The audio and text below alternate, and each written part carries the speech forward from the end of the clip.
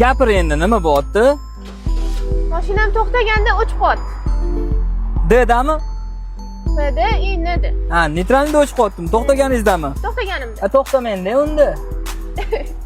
Tabloda tagometrda qaltirash bor, o'ynayapti tagometr. Qarang. Ko'ramiz.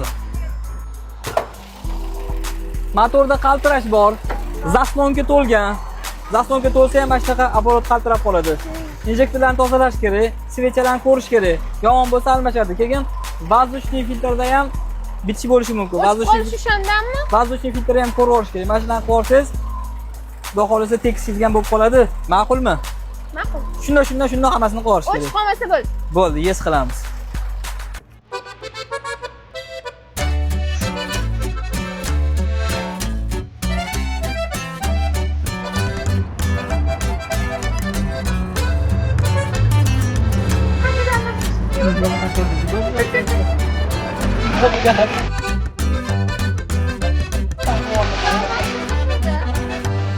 Okelib ko'rdinglar, mashina juda ham achinarli holatga tushib qolgan.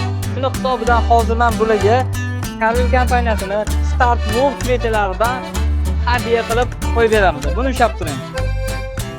Start Wolf svechalariga Carvildan 20 ming kilometr kafolat beriladi. Rozimisiz?